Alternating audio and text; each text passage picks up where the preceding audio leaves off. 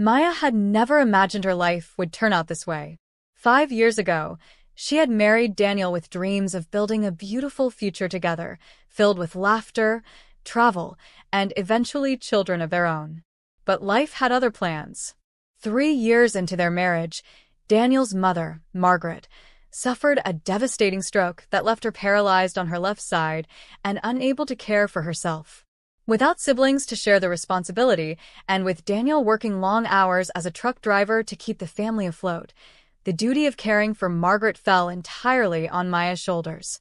At first, Maya had approached the responsibility with compassion and determination. She had always respected Margaret, who had welcomed her into the family with open arms. But as months turned into years, the weight of caregiving began to crush her spirit. Margaret required constant attention, help with bathing, eating, using the bathroom, and moving from bed to wheelchair. The older woman's condition had also affected her mood, making her irritable and sometimes verbally harsh. Maya found herself trapped in a cycle of exhaustion, resentment, and guilt for feeling resentful. The financial strain was equally crushing. Margaret's medical bills consumed most of Daniel's income, leaving little for their own needs. Maya had been forced to quit her job as a teacher to provide full-time care, eliminating their second income entirely. They had moved into Margaret's small house to save money, but the cramped quarters only intensified the tension. Maya's own dreams, of having children, of traveling, of simply having a moment to herself, seemed to fade further away with each passing day. Daniel tried to be supportive, but his long absences meant he saw only glimpses of the daily struggles. When he came home exhausted from the road, he wanted peace, not complaints about his mother.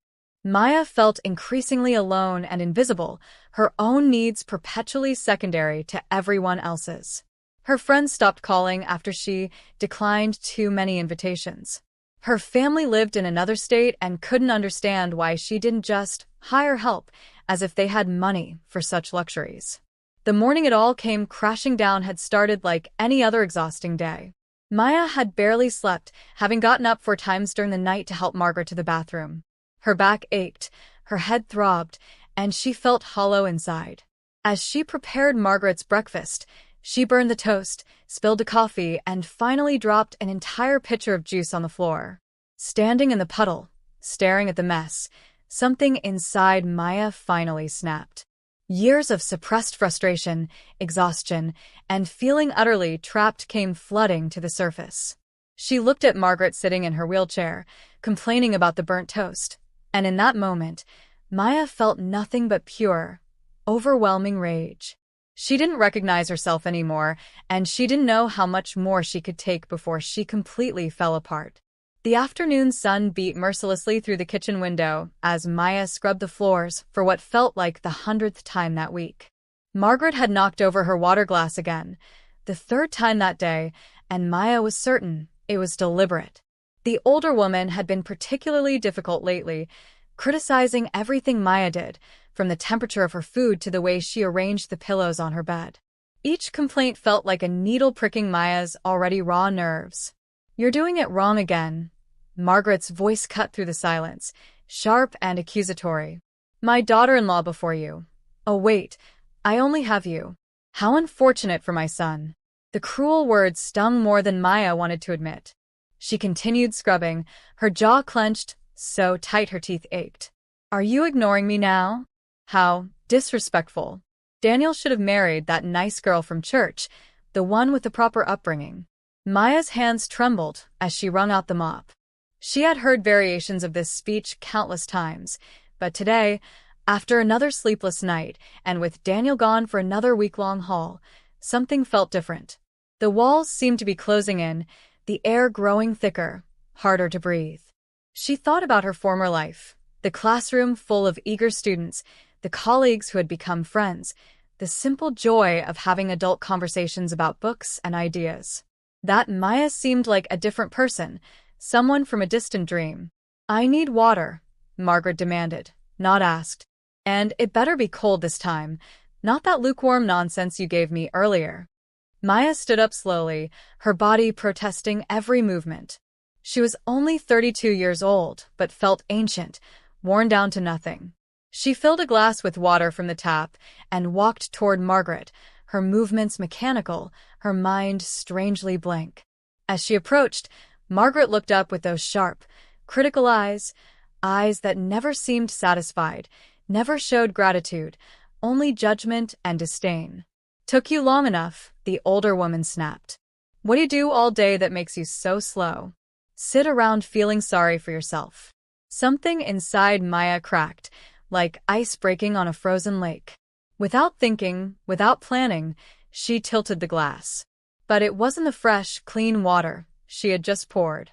In her foggy, exhausted state, she had picked up the bucket of dirty mop water instead. The grimy, gray liquid splashed across Margaret's face and chest, soaking her clothes and hair. The silence that followed was deafening. Margaret sat frozen, dirty water dripping from her chin, her eyes wide with shock. Maya stood equally still, the bucket hanging from her hand, as her brain slowly caught up with what her body had just done. Horror washed over her in waves. What had she become? The bucket slipped from her fingers and clattered to the floor. Margaret's face crumpled, not with anger as Maya had expected, but with something far worse, a deep, profound hurt and fear. In that moment, Maya saw not the demanding, critical woman she had been caring for, but a frightened, vulnerable old woman who was completely dependent on someone who had just shown her cruelty. Maya stumbled backward, her hand flying to her mouth as the reality of what she had done crashed over her like a tsunami. Margaret sat motionless in her wheelchair, dirty water dripping from her hair onto her lap, her expression a mixture of shock, hurt, and betrayal. The moment seemed to stretch into eternity, and in that suspended time, Maya saw herself clearly, really saw herself for the first time in months. She had become someone she didn't recognize, someone capable of cruelty she had never imagined possible. Oh God, I'm so sorry," Maya whispered, her voice breaking. She rushed to grab towels, her hands shaking violently. Tears streamed down her face as she approached Margaret, who flinched at her touch, an instinctive gesture that pierced Maya's heart like a blade. "Please, Margaret, I'm so sorry. I don't know what happened. I didn't mean," but the words felt hollow and insufficient. "How do you explain the inexplicable? How do you apologize for crossing a line you should never have approached?" Margaret remained silent, which was somehow worse than any angry words could have been. Maya gently wiped the dirty water from the older woman's face, her own tears mixing with the mess she had created. Margaret's body was rigid, her eyes fixed on some point in the distance, refusing to meet Maya's gaze. The silence between them was heavy with years of unspoken resentment, exhaustion, and now, betrayal. Maya realized that in that one impulsive moment, she had shattered whatever fragile trust existed between them. As Maya helped Margaret out of her wet clothes and into clean ones, the older woman finally spoke, her voice barely a whisper. "You hate me that much?" The words were simple, but devastating. Maya's throat constricted so tightly, she could barely breathe. "No," she managed to say, though the word came out choked and raw. "I don't hate you. I hate myself. I hate what I've become. I hate that I'm so tired I can't see straight.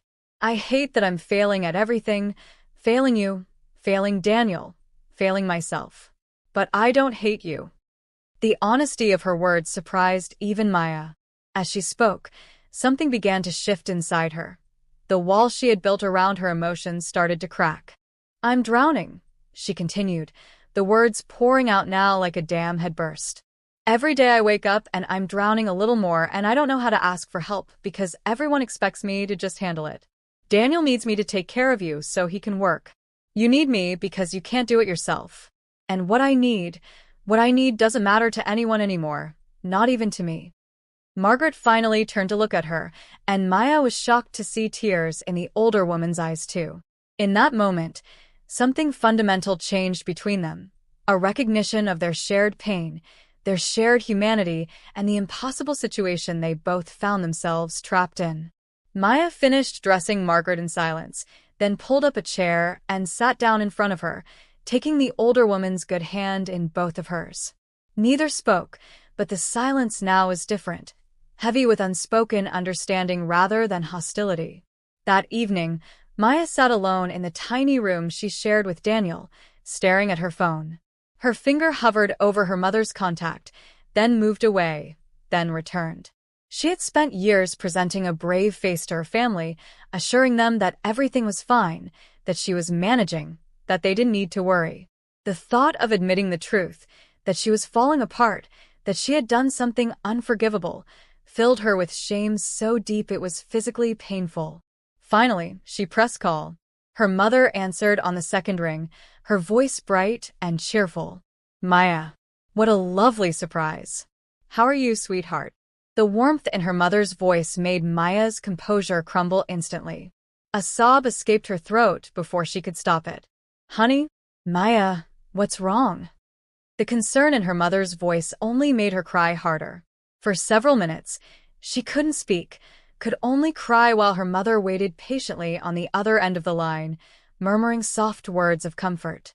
When Maya finally found her voice, everything came spilling out. The exhaustion, the isolation, the financial pressure, Margaret's harsh words, and finally, shamefully, what she had done that afternoon. She braced herself for judgment, for disappointment, but what came instead was a long sigh filled with pain and understanding. "Oh, Maya," her mother said softly. "Why didn't you tell us how bad things had gotten? We had no idea. You always said you were fine." Maya laughed bitterly through her tears. "I thought I had to be fine. I thought asking for help meant I was weak, that I was failing." Her mother was quiet for a moment before speaking again, her voice firm but gentle. "Listen to me carefully, sweetheart. What you did today was wrong, but it doesn't make you a monster. It makes you human, a human who has been pushed beyond their breaking point.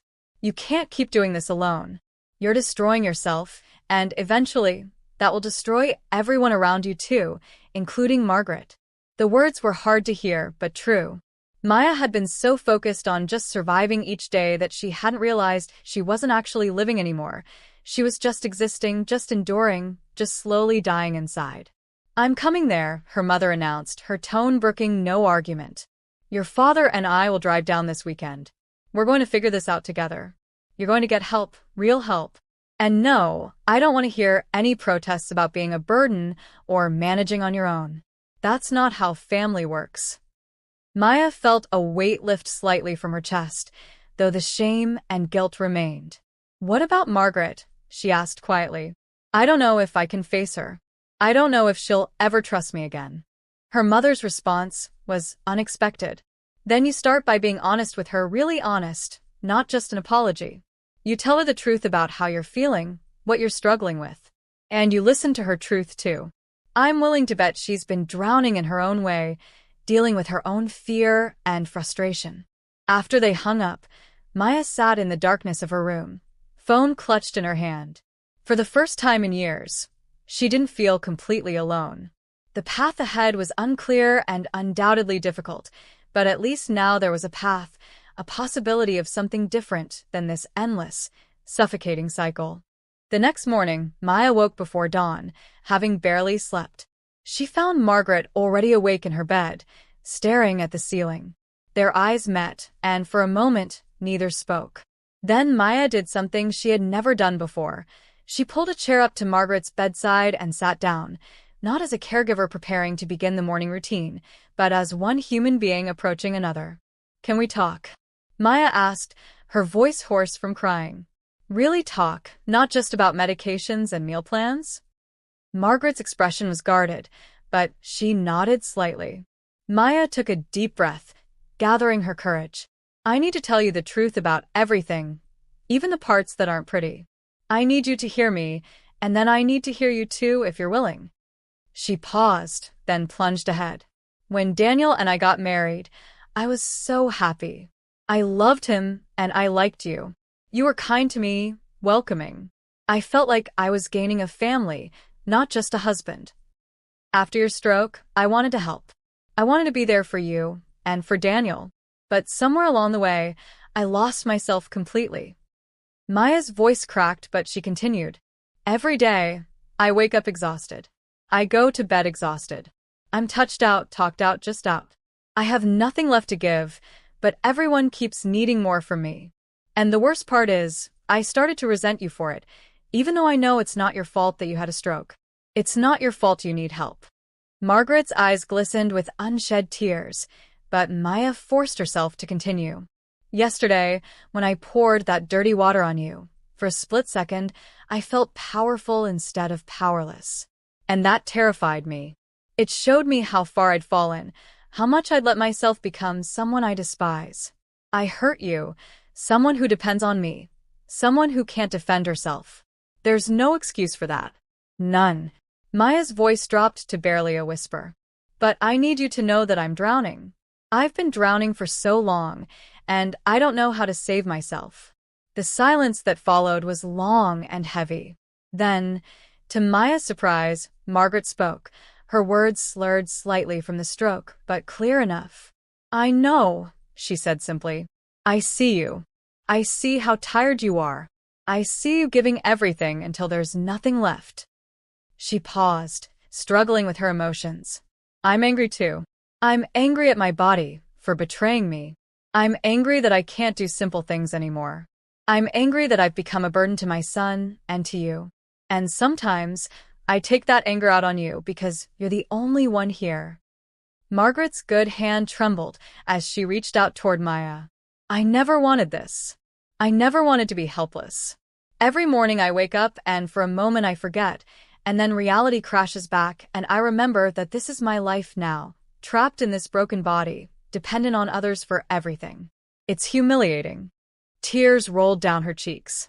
When you threw that water on me, yes, it hurt. It scared me, but I also understood something. I've made you miserable. I've been so wrapped up in my own misery that I didn't see yours. Maya grasped Margaret's hand, both women now crying openly. We're both trapped, Maya said. Both suffering. Both drowning. And we've been taking it out on each other instead of admitting we need help. Margaret nodded, squeezing Maya's hand with what strength she had. So what do we do now? She asked. Maya wiped her eyes and took a shaky breath.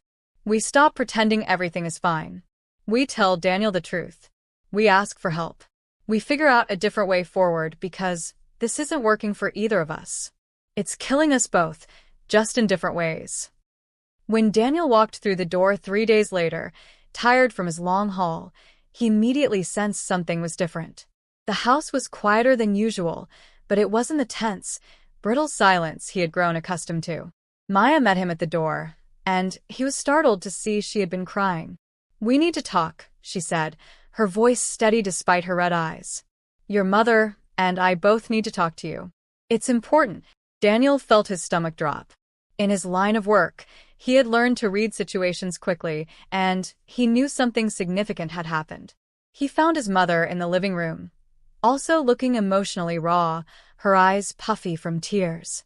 Sit down, son, Margaret said, her voice firmer than he had heard it in months. We have something to tell you, and you need to listen without interrupting. Can you do that? Bewildered and worried, Daniel sat down on the couch while Maya took a seat beside him. What followed was the most honest, painful conversation they had ever had as a family. Maya went first, her voice shaking but determined as she confessed what she had done, how she had reached her breaking point, and how close she had come to completely losing herself. She didn't spare herself, didn't make excuses, simply laid bare the truth of her exhaustion, her resentment, and her desperate isolation. Daniel's face went through a range of emotions: shock, hurt, anger, and finally, to Maya's surprise, deep sadness. Then Margaret spoke, sharing her own pain, her frustration with her condition, and how she had taken out her anger on Maya. She admitted to being deliberately difficult at times, pushing back against her helplessness by exerting what little control she still had, even if that control manifested as making Maya's life harder. She's been drowning, Margaret told her son, and I've been holding her head underwater without realizing it. Or maybe I did realize it, and I didn't care because I was angry at the world. When they finished, Daniel sat in silence for a long time, his head in his hands. When he finally looked up, his eyes were wet. I failed both of you, he said, his voice thick with emotion. I knew things were hard, but I didn't let myself see how hard. Every time I came home and things seemed tense, I told myself it was just temporary stress, that you'd work it out. I didn't want to see the truth because if I did, I'd have to admit that what I was doing, leaving you alone with all of this, wasn't working. Daniel looked at Maya with an expression of profound regret. You kept saying you were fine, and I let myself believe it because it was easier than facing reality. I let you sacrifice everything, your career, your friends, your health, yourself, because it meant I could keep working, keep providing. But what's the point of providing money if we're all falling apart? He turned to his mother. And Mom, I let you down too. I left you with someone who was stretched too thin to give you the care and companionship you needed. I thought I was being a good son by working hard, but I was just hiding from the hard stuff. The three of them sat together, tears flowing freely now, mourning the months, years they had lost to pride, to exhaustion, to the stubborn belief that they had to handle everything alone. So, what do we do now? Daniel asked, echoing his mother's question from days earlier. We change everything, Maya said firmly. We get real help. We rearrange our lives. We stop pretending we can do this alone, because we can't. It's not weakness to need help. It's human. And we've been trying to be superhuman when we're just regular people dealing with something really hard. The following week brought changes that would have seemed impossible just days earlier. Daniel's sister, whom they had thought too busy with her own life to help, was shocked when Daniel finally called her with the truth about their situation. Why didn't you tell me sooner? Melissa demanded, hurt evident in her voice. I'm her daughter too. I should have been helping all along. She arrived within 2 days, taking a week off work to be part of the solution they were building together. With Melissa there, they held a family meeting that lasted most of an afternoon. Together, they researched options, adult day programs, in-home health aides, respite care services. Maya had researched these before but always dismissed them as too expensive. Now, with everyone contributing ideas and willing to reorganize finances, new possibilities emerged.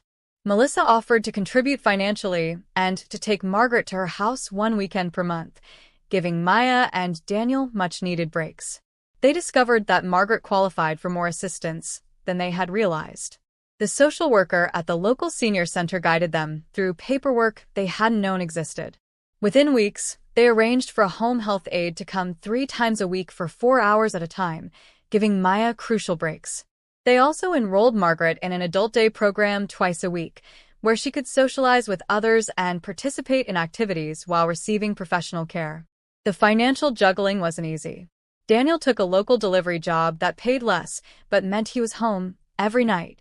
The pay cut was significant, but they made it work by cutting other expenses and using some of Margaret's retirement savings, something she insisted on despite their initial protests.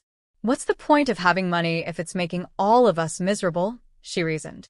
I'd rather spend it now, on making our lives livable, than save it for some theoretical future. Maya started seeing a therapist, something else she had dismissed as a luxury they couldn't afford but now recognized as essential. In her sessions, she began to understand that her breaking point hadn't come from nowhere. It was the result of chronic stress, isolation, and never allowing herself to acknowledge her own needs. Her therapist helped her see that she had been treating self-care as selfish when, in reality, it was necessary for her own survival and for her ability to care for others effectively.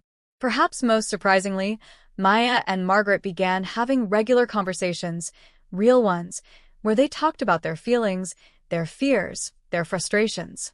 These talks weren't always easy. Sometimes they argued, sometimes they cried, but they were honest with each other in a way they never had been before. They discovered they actually liked each other when the crushing weight of resentment was lifted, when there was space in their relationship for something beyond caregiver and patient.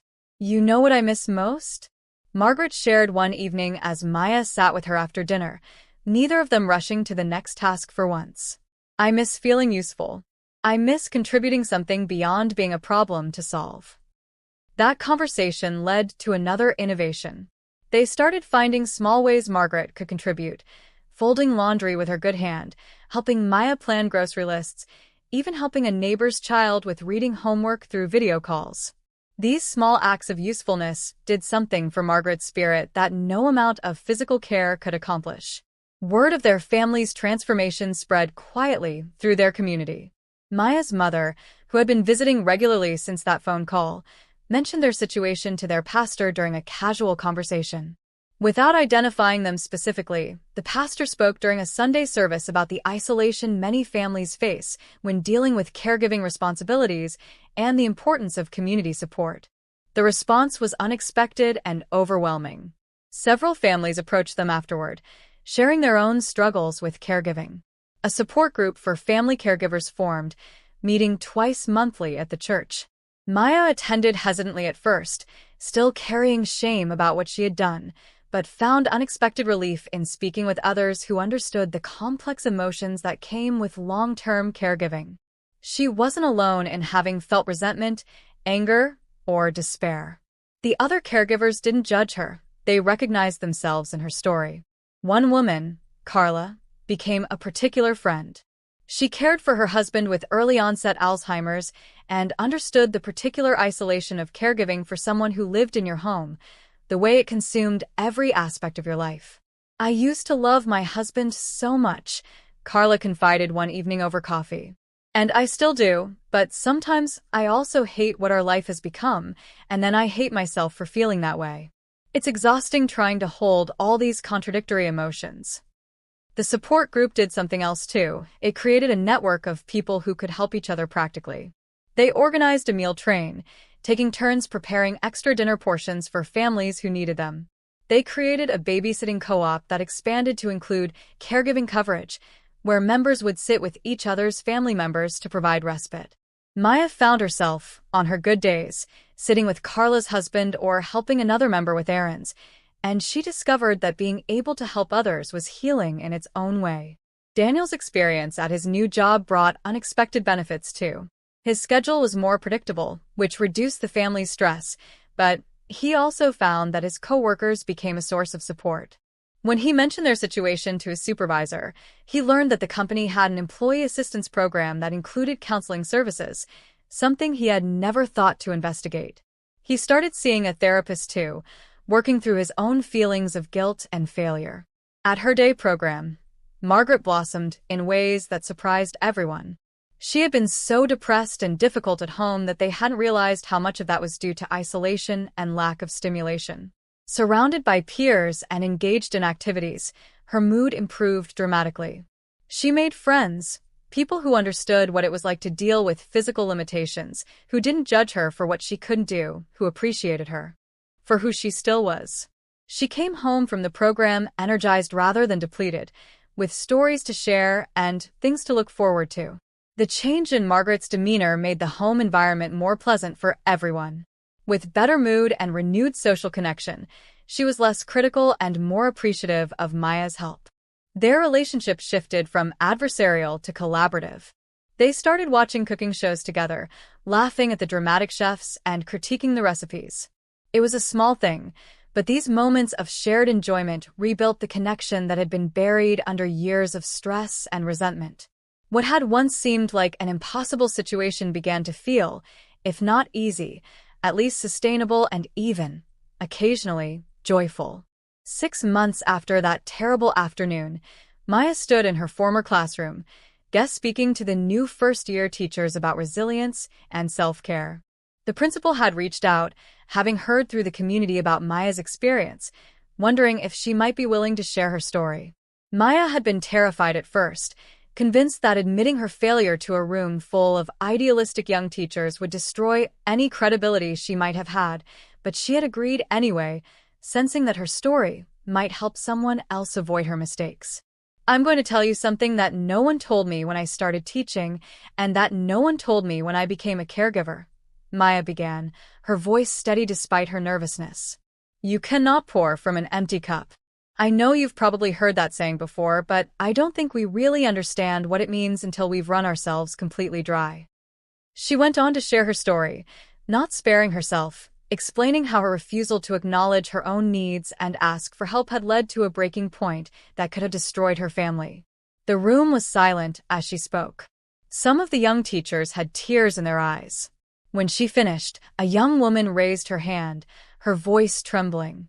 "How did you forgive yourself?" she asked. "How did you move past what you did?" Maya considered the question carefully. "I'm not sure I have completely forgiven myself," she admitted. "I think that's something I'll be working on for a long time. But what I've learned is that self-forgiveness isn't about deciding what you did was okay. It's about understanding that you're human, that you made a terrible mistake, and that you're committed to doing better." "The shame doesn't help anyone," Maya continued. "It just keeps you stuck. What helps is honesty, accountability, and change. I had to be honest about what I did, hold myself accountable for it, and then actually change, not just promise to change, but do the hard work of building a different kind of life." She explained the practical steps they had taken as a family, getting professional help, building community support, reorganizing finances and responsibilities, and learning to communicate honestly even when it was uncomfortable. After the talk, several teachers approached her privately. One confided that she was caring for her aging parents while teaching full-time and felt like she was drowning. Another mentioned that her sister was in a similar situation. Maya shared resources, contact information for the caregiver support group, and most importantly, permission to acknowledge that what they were experiencing was genuinely hard and that needing help was okay. She realized that by sharing her worst moment, she was perhaps doing the most meaningful work of her life. That evening at the caregiver support group, Maya shared about speaking to the teachers. The group had become an important part of her life, a place where she could be completely honest without fear of judgment. Other members shared their own stories of the week, small victories, ongoing struggles, moments of frustration, and moments of unexpected joy. They celebrated when Carla's husband remembered her name for the first time in weeks. They commiserated when another member's insurance denied coverage for needed services. They were there for each other in all of it. "You know what I've realized?" Carla said as they were cleaning up after the meeting. "We spend so much time talking about caregivers burning out, but we don't talk enough about the fact that caregiving situations themselves are often unsustainable the way we structure them. We act like it's normal and expected for one person to sacrifice everything to care for another person alone, with minimal support, and then we're surprised when people break." Her words resonated with everyone in the room. They had all been there, had all hit walls, had all experienced the breaking point that Maya had reached that awful afternoon. The conversation that followed was animated and passionate. They started talking about advocacy, about the need for better policies, better support systems, better recognition of the reality of caregiving in modern society. Someone suggested writing to their state representatives. Another mentioned starting a blog to raise awareness. Maya listened, feeling something she hadn't felt in years. Hope. Not naive hope that everything would be easy, but realistic hope that change was possible, that they didn't have to accept unsustainable situations as inevitable, that by speaking up and supporting each other, they could help create a different reality for families facing these challenges. A year after pouring dirty water on Margaret, Maya sat across from her mother-in-law at the kitchen table, both of them working on a jigsaw puzzle, a weekend ritual they had developed over the months. The radio played softly in the background, and through the window, they could see Daniel outside tinkering with his truck while Margaret's day program friend Helen's daughter dropped her off for an afternoon visit.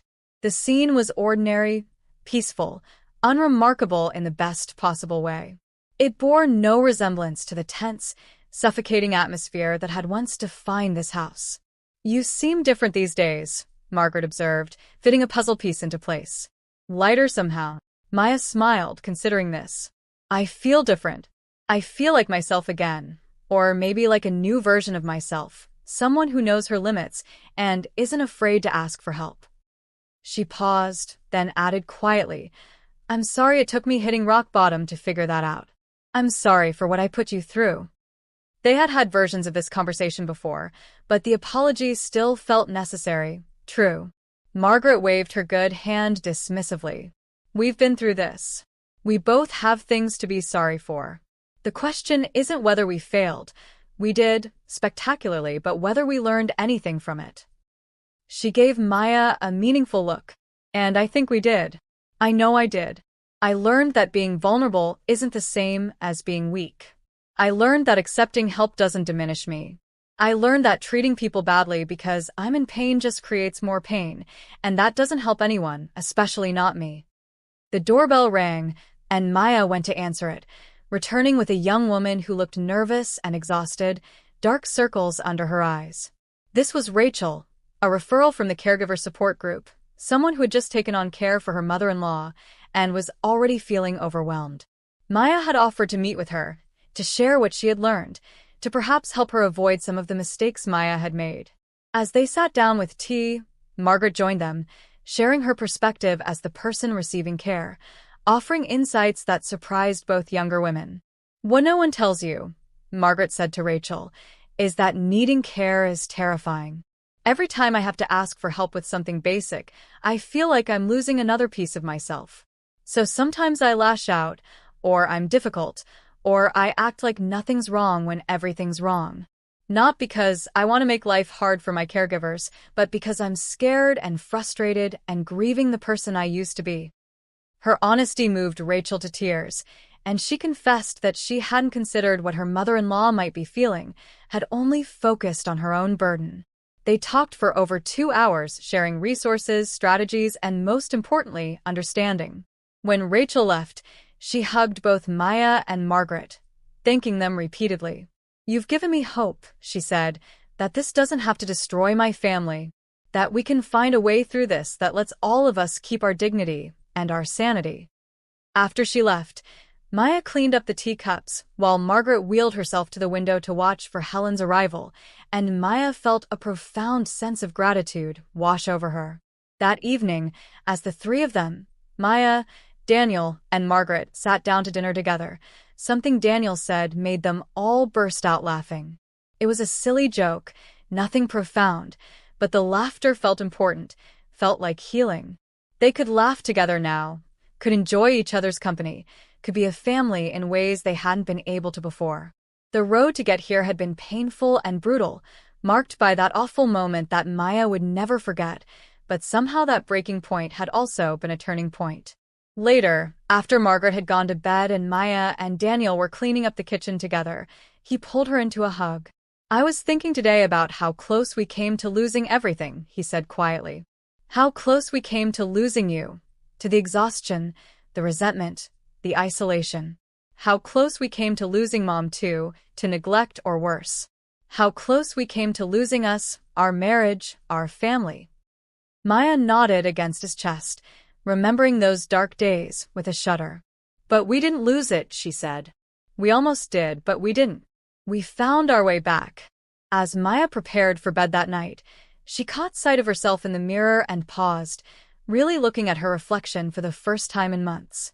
The dark circles were still there, caregiving was still hard work, but her eyes looked different. They looked alive again, present, like someone was home behind them. She retry. YS. Continue. Thought about the journey that had brought her to this moment. The despair, the breaking point, the painful honesty, the slow rebuilding. She thought about Rachel, just beginning her caregiving journey, and hoped that sharing their story would help her find an easier path. She pulled out the journal her therapist had encouraged her to keep and wrote a few lines. "A year ago today, I did something I never thought myself capable of. I hurt someone vulnerable, someone who depended on me. For months, I thought that moment defined me as a terrible person. But I'm learning that we're not defined by our worst moments. We're defined by what we do after them. Do we hide from what we've done, make excuses, blame others? Or do we face it, own it, learn from it, and do better?" Maya paused, pen hovering over the page, then continued. "I'm grateful for my support group, for my therapist, for my family who didn't give up on me when I had given up on myself. I'm grateful for Margaret's forgiveness and her willingness to be honest with me about her own struggles. I'm grateful for Daniel's commitment to changing his role instead of just expecting me to keep sacrificing. Most of all, I'm grateful for second chances, for the possibility of redemption, for the understanding that being human means sometimes failing spectacularly and then having to find the courage to try again." The next morning, Maya woke to find Margaret already up, sitting in her wheelchair by the window, watching the sunrise. Maya made them both coffee and sat beside her in comfortable silence. It's beautiful, isn't it? Margaret said softly, gesturing to the sky painted in shades of pink and gold. Every morning, a fresh start. Every day, another chance to get it right. Maya nodded, understanding that Margaret wasn't just talking about the sunrise. They were both still healing, still learning, still figuring out how to navigate their complicated relationship and situation. I've been thinking, Margaret said, turning to face Maya, about Rachel and about all the other families out there struggling like we were. What if we did more? What if we started a real program, maybe through the church or the senior center, to help families before they reach the breaking point? Maya felt a spark of excitement at the idea. Like what? A mentorship program? Support groups? Resource navigation? Margaret's eyes lit up with an enthusiasm Maya hadn't seen in years. All of that. And maybe we could create a training for caregivers, teaching them what we learned the hard way. They spent the rest of the morning brainstorming, their energy feeding off each other. For the first time, Margaret had a project, something meaningful to contribute beyond the limitations of her physical condition. And Maya had a sense of purpose beyond just surviving each day. They could take their painful experience and transform it into something that helped others. The idea felt redemptive, like a way to create meaning from suffering. By lunchtime, they had outlined a basic program and identified people who might want to help. Members of the support group, social workers they had met, the pastor, even Melissa, who had experience in nonprofit management. Over the following months, their idea took shape. They called it the Bridge Project, bridging the gap between caregivers and resources, between isolation and community, between breaking points and support systems. Margaret became the co-founder and advisor, her lived experience as a care recipient bringing a perspective most caregiving programs lacked. Maya took on coordination responsibilities, working part-time while also volunteering at the program. Daniel helped with logistics and fundraising, using his network from work to gather donations and support. The program launched small, just a monthly meeting and a resource hotline, but it grew as word spread.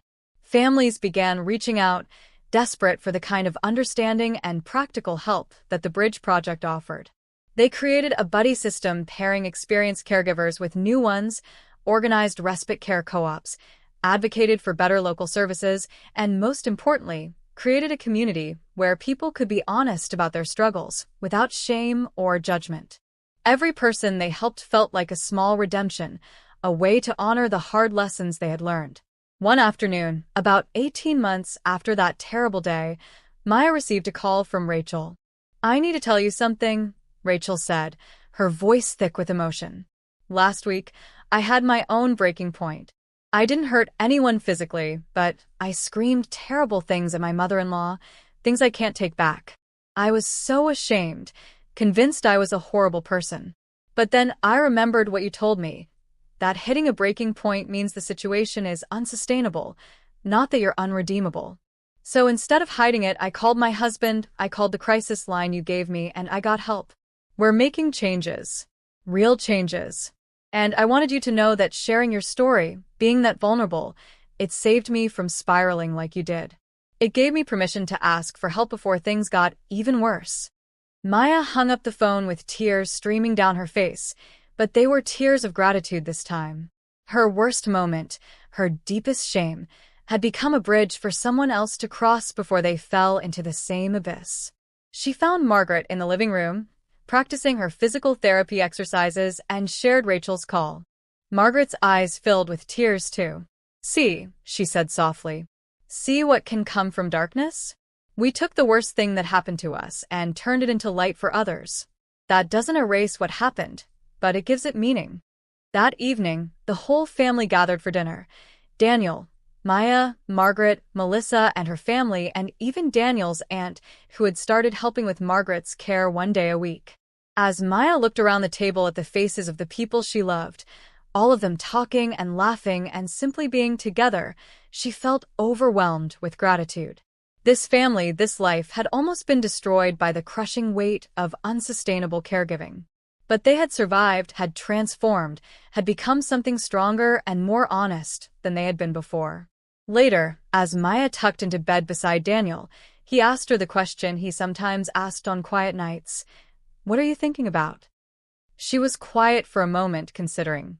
I'm thinking about how the worst day of my life became the catalyst for the best changes in my life. I'm thinking about how being broken open, as painful as it was, let in the light. I'm thinking about how vulnerability and honesty, even when they're terrifying, are actually the only paths to real connection and real healing. She turned to look at him in the darkness. And I'm thinking about second chances. How rare and precious they are, how easily things could have gone differently. I could have done permanent damage. Margaret could have refused to forgive me. You could have given up on us. But we all chose to fight for something better instead of accepting something broken. And that choice, made over and over again every single day, that's what saved us. Daniel pulled her close, and they lay there in the comfortable silence of two people who had weathered storms together and come out stronger. The story of Maya pouring dirty water on Margaret could have ended in tragedy, in broken relationships, in trauma, in a family destroyed by unsustainable pressure and unacknowledged needs. Instead, it became a story of redemption, of the power of honesty and community, of the possibility of transformation even from our darkest moments. It became a story that, when shared with others in similar situations, created ripples of hope and change that extended far beyond one family, one moment, one terrible mistake. And in that rippling effect, in the lives touched and families helped, the true meaning of what happened that day was finally, fully revealed, not as an ending, but as a beginning.